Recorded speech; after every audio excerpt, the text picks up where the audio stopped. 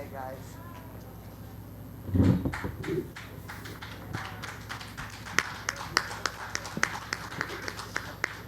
Cris, you've been a dominant fighter for a long time, and everybody loses in the sport. So I just wonder kind of what your emotion is like right now, and how does it feel versus maybe how you thought it might when you had to know this day would come. The beginning, when I did my first MMA fight, I lost my first fight. I trained 3 months, 6 months, I think. I started training MMA. I did my first fight, and I lost. And after this day, I trained harder, and I stayed like 13 years undefeated. And then I never said I'm going to be invisible. Like nobody, I'm never going to lose. I never say that. And I just work hard. And I did everything for this fight. I trained hard. I did everything I could. My team did everything. And if it's happened today, it's not my day. I lost. Man, it's happened fight game. It's not the first time I'm gonna lost. It's not the last time I'm gonna lost. This happened. It's the fight game. Because here I'm here and doing interview. Because this is sport. And of course I'm not happy. Of course I had my heart broke, but I didn't cry. I'm not gonna cry because I did everything. I trained really hard. And if today is the day, the Amanda day, and she did her best and she won. And I just gonna go back to my gym and train harder and come back, because this is my job. Everybody have a bad day in the job. And today, I just text Jason, today our sparring works very well because all the time I do sparring at the gym. Sometimes I have my ass kicked, sometimes I kick butt, but happen, this has happened. It was an incredible fight, and you were very aggressive, both of you were. I wonder, was that the plan? Because a lot of time recently you've been a little more tactical, a little bit more laid back. Did you expect it to be that aggressive of a fight? I never remember when I fought, like what I do in the cage. I always have to watch after. I didn't watch the fight yet. But my team say, Cris, why you don't move around, I don't know, man, this has happened, I don't know. Happened and but it is, something have to happen. Do you believe that because of your long run as a champion and unbeaten for so long, that you deserve a rematch because of your previous accomplishments? I always deserve to talk to the cage after the fight. This is what I deserve. After the fight, I lost, okay. I deserve them giving me the microphone and to talk to my fans. Because when I get out the octagon, everybody crying. And then I want my fans crying. And then I would say it's a symbol for me. Be the champion, the belt, it's a symbol for me. It's the most important in my heart. Be the champion in the hearts of people. Make the difference. Because this is I fight for. I'm in the UFC before champion because I don't quit. Because everything happened in my career. Everybody knows here. It's no easy for me. Never easy. But I work harder, and I get the belt. And they prove everybody who I am against the system. Nobody do this. I did this against the system. And who I am, the champion, before. But I want to be the champion of people's hearts. And then I'm going to continue doing this anywhere I'm going. And then my fans can talk to me. After here, I'm going to go party with my fans because they deserve that. They make me be my first fight UFC. They make this for me. And I just have to appreciate them, what they did for me.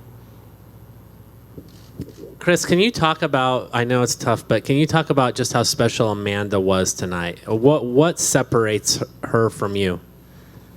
Everybody say, because then I'd say, who's the win tonight? You're going to be the greatest. Amanda, okay, she's won today, but she had 4 lost. And then, I have 2 lost. How she can be the greatest? And she even don't rematch her opponents. I can rematch her. I'm not the type of person quit. I never quit. I keep training. If you stop me, you need to do what she did because I'm going to keep going. And this is my style. Everybody know who I am. Everybody watch my Muay Thai fight with urina bars. Man, crazy. And I continue doing. And I'm born for this. If she punch me hard, I'm going to try to punch you harder. This is my style fight. And I love this. I'm born for this. With one fight left on your contract, what do you think you're going to do when you look at the featherweight division and you consider, maybe some people are tugging you to try boxing?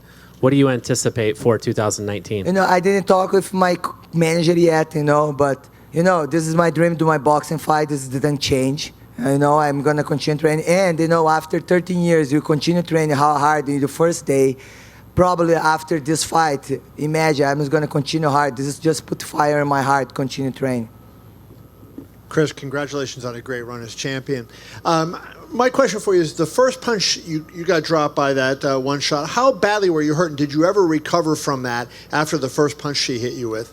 I think I was recovered because I was trying to punch her back.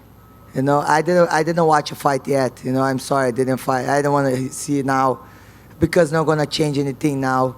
Now I have it. I want to see my family, stay with them, and have fun with my fans. But when she punched me, I think I fell, but I continue going.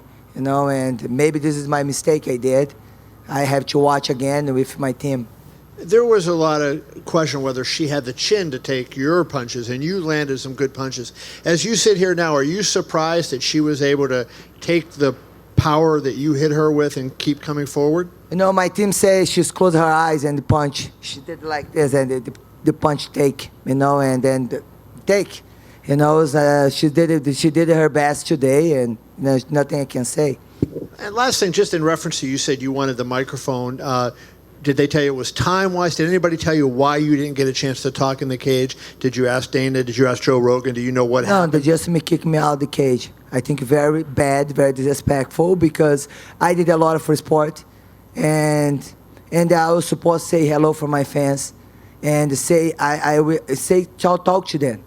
I think it's not right, but okay, then did already done. You know, I can go my media, talk to my fans, say how I appreciate them, how they come to the cage for watch my fights, or how the Cyborg Nation here for watch me. You know, it's okay. You know, I just feel like I supposed to say something. 2 Brazilians fight, 2 champions. You know, and that's it. And just I just want to be clear, when you say they told you to leave the cage, do you know who they was? Who specifically told you to leave? No, I don't know. It's just somebody who work at UFC and time rush. I don't know. Thank you, Cris. Welcome. Hey, Cris, over here to your right. Over here. Yes. Will you seek, I mean, you haven't lost a fight in 13 years. Will you seek a rematch against Nunes? Of course. I can rematch anytime. Don't want to put together.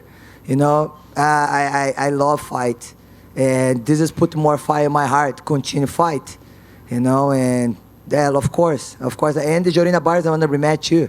I always say this: when I stop fighting me, I want to go Muay Thai and match her. And I never, when I go step in the cage, say I want to prove something. I like to improve. I like to getting better, and because it's a continued training. And after this fight, for sure, I'm going to train harder. Did the location change this week from Las Vegas to LA? Did that affect you at all? Was there any undue stress put on you? I know you had an after party you had to cancel and then set up a new one and that kind of thing. I don't know. I was stressed a little bit about my family because it didn't come, but we changed everything fast. I was happy because it's close to my house too, and my fans, a lot of fans cannot show up in here because they're in Las Vegas. But you know, I'm happy the fight happened, you know, and the fans can watch, you know. Of course, I don't get a winner. I was supposed to be better. But, you know, nice they don't cancel the event. Last thing, where'd you get the pillow? Where is the pillow from? Hey, you guys know. Did you take it from, like, the arena? Where did you... I don't know. I asked somebody have a pillow, just have the idea, just for being funny. And when I go back hotel, my mom just called me. I'm gonna have my ass kicked again because she's really mad with me. Why you put the hands down? No, happen. It's fight life, you know. It's a fighter life. I know she's mad with me. She called me mad. I said, "Mom, don't, you know, crazy." Thanks, Cris. Cris? Sim. Fala em português. Cris, você consegue comparar o sentimento da derrota de hoje com o sentimento da derrota da sua primeira luta que você mencionou? Na verdade, para mim, a primeira vez era tudo novo, né? Tudo novo. Era uma coisa que eu ia tentar, que eu já fazia um outro esporte. E eu treinei ali 6 meses. Era, para mim, eu não sabia como que era, né? Mas, na verdade, não me afetou. Porque no dia seguinte eu voltei a treinar, né? Não no dia seguinte porque eu tinha deslocado meu cotovelo, mas... eu voltei a treinar porque eu acredito que por causa desde os meus 12 anos eu pratico esporte. Então eu sei, um dia você perde, um dia você ganha. E hoje não foi diferente. Hoje foi o dia que não foi o meu dia, né? Então perdi, mas é 24 horas pensar na sua derrota e valeu. Voltar para academia e treinar. Eu tive vários exemplos na minha vida de várias pessoas, como o Cyborg, como o Vanderlei, como Verdun. Todo mundo já passou por perder. E a minha primeira luta eu já perdi. Então isso só faz você melhorar cada vez mais. Você mencionou que você não acha ela a melhor da história, é isso? Eu não entendi direito. Não, eu falei para ser a melhor da história, na verdade, ela tem 4 derrotas. A melhor da história seria nunca mais perder. Nunca perder, no caso. Ela fez muito pelo esporte, não desmerecendo ela. Ela foi uma das pessoas que também não tiveram o carinho de todo mundo, né? Amanda sempre, ela teve que provar sempre, ganhou da Honda, ganhou de várias meninas. Eu acho que ela nunca teve o valor que ela deveria ter. Quem sabe com essa vitória hoje ela vai ter esse valor, né? Quem sabe hoje em dia Deus me usou para poder abençoar ela e é isso. Última pergunta, a revanche é uma coisa que você pensa imediatamente? Na verdade, assim, eu gosto de lutar, né? E se tiver, eu quero a revanche, é lógico. Né? Você perde uma luta, você quer lutar com a revanche, né? Se eu não fosse pedir a revanche ou quisesse lutar, eu não estaria aqui sentada, não estaria lutando. Obrigado. Hi, Cris here. Cris, correct me if I'm wrong. In one of your interviews, you said that it took Amanda many, many months to get ready to fight you. Why do you think it took her so long to prepare for the fight? She says she would be heavy in the fight. I think she says she's hurt. I don't know. Maybe negotiation. I really don't know her business. If you can come back and rethink what you did wrong, if you can come back and start the fight all over again, would you do something different or you would still use the same technique? You know, I train everything. I feel my heart. I did everything. I train everything. I don't feel my heart heavy. I was supposed to train that thing. No, I did everything. If today she wins because of her day, and I supposed to lose. And then I believe it's God have amazing plan. And if today I lost his plan, and I know he's having the best plan for us, and I know I just have to wait to see why this happened today. I see. And the last thing you said, you didn't have a chance to talk. They didn't give you the microphone. Now so many cameras is behind you, in front of you. Can you address your speech to your fans? I would love to hear that. Definitely you deserve that. I want to say thank you for all my fans come. And something I really something in my heart, I always try to be the champion of the heart of everybody. Give them hope. Because the people follow me know how hard for me. And I always never show them I'm quit, I'm weak. I never show that. But I'm a human being. I know I have my mistakes. I have a lot of things like everybody want here. And I told them, doesn't matter, you're going to fall. You're going to stand up on your feet. And you're going to get it there. You just have to believe and have faith. And this is the thing I want to show for all my fans. When you do that, you are the champion. When you stand up on your feet after you fall, you are the champion. And this is I try to show all my fans because I know everybody have a hard time. And I feel sad because everybody sad because they lost today. But for sure, I have something to learn today. And I don't know what now, but I know God is going to show me. And I don't want nobody sad because I'm not going to be sad. Cris, queria que se você pudesse refletir nesses 13 anos invicta como a rainha, né, do peso pena feminino. Qual o seu legado para o esporte? Claro, você ainda tem uma carreira ainda em curso, mas qual o legado desses 13 anos invicta para o esporte? Eu acho que o tema disso é não desistir, né? Eu acho que tudo que eu passei na minha carreira, várias coisas que aconteceu, eu acho que eu sempre mostrei determinação e dar continuidade, né, no teu sonho. E é isso que eu tento e mostrar para todos os meus fãs brasileiros, em qualquer outro lugar do mundo, você não desistir do teu sonho que você vai conquistar. Porque eu estava campeão do UFC, foi algo que almejou e demorou para alcançar, né? Demorou 13 anos para alcançar. E não foi fácil, não peguei um caminho curto para chegar lá. O meu caminho foi longo e várias pedras, e eu tive que ir tirando pedras, e indo, e não desistindo. Então isso eu acho que mostra para os meus fãs, você continuar dando continuidade e isso que isso que eles têm no coração deles. Por isso que eu recebi várias mensagens, por isso que eles estão comigo na derrota, na vitória, e isso que é mais importante para mim. E você, né, nessa sua caminhada com o UFC, teve vários problemas com a organização, né, coisas que você teve que ir trabalhando para conseguir. E hoje, né, você está citando esse acontecimento no Cage, que você não pôde falar com os seus fãs. Você diz que o seu contrato termina em março, se não me engano. Isso influencia a sua decisão de continuar, de renovar com o UFC ou, de repente, buscar um futuro em outra organização?